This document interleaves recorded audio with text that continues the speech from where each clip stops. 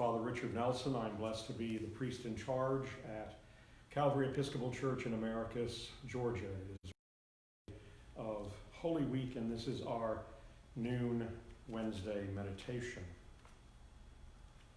Today at morning prayer, we heard the parable of the wicked tenants, Mark chapter 12, verses 1 through 11. The immediate scriptural context is this.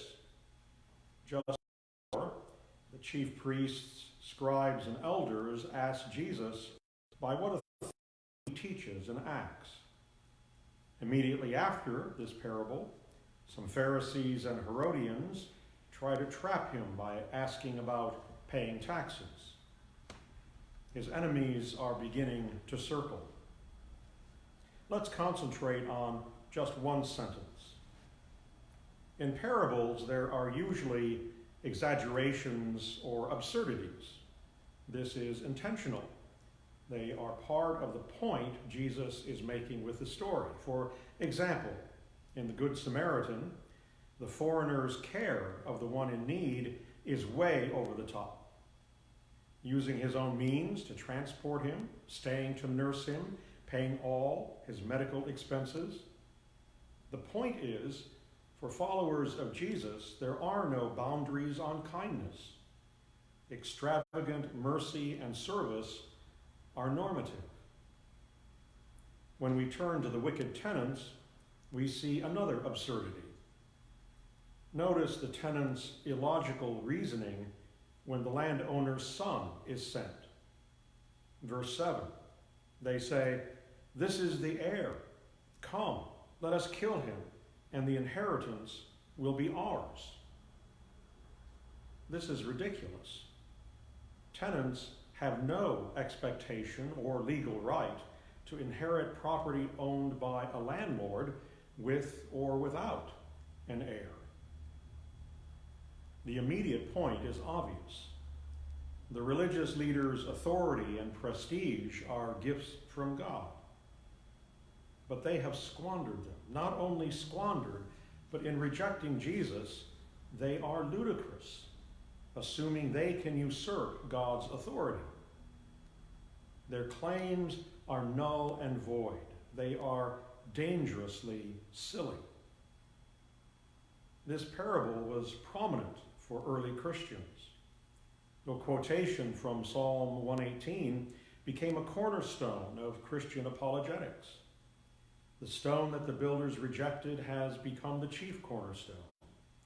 This is the Lord's doing, and it is amazing in our eyes. Yet if we leave the parable there, we miss the point. The power in the parable for us is not as a historical curiosity, a testimony to religious divisions in the first century. We are to hold this parable before us as a kind of mirror, to look at ourselves and our own absurdities. Perhaps you have not been plagued in this way, but I have.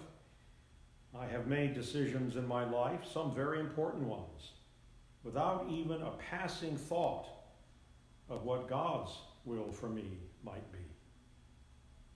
I have been proud, headstrong, unteachable, uncaring of others, selfish, envious, and much more. Just in everyday living, I have thought, acted, and treated others as if I was large and in charge. I pretended my little square of the vineyard is my own, to do with as I please. In such times, I am an absurdity. As mentioned, today's reading from Mark is followed by the dispute about paying taxes. The encounter points us to the answer. In verse 17, Jesus says, "Give to the emperor the things that are the emperor's, and to God the things that are God's." None of us is large and in charge. We belong to Christ.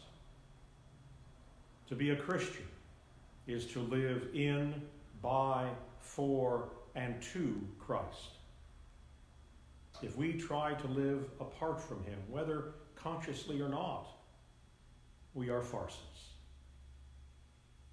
How do we live in and not apart from Christ? Again, we see the answer later in this 12th chapter of Mark, when Jesus is asked which commandment is the greatest, and you know the answer. The first commandment is this: Hear, O Israel, the Lord our God, the Lord is one. You shall love the Lord your God with all your heart, soul, mind, and strength. The second is, you shall love your neighbor as yourself. This is the life to which we are called. Once a confused visitor to a monastery asked an old monk, "What do you do here?" And the old man kindly replied, "We fall and we get up. We fall and we get up. We fall and we get up." It is not our falls that make us ridiculous, but our unwillingness or weakness to get back up. And even here, Jesus helps us. When we call on his name and rely on his power at work in us, we indeed get back up. Our millionth fall is nothing to God, who yearns to lift us up. Holy Week is at the heart of Christianity, and the next 3 days are the heart of Holy Week. Join us Monday, Thursday, Good Friday, and Holy Saturday for online worship from Calvary. God keep you safe and healthy. May the divine assistance remain with us always and with our loved ones everywhere. Amen.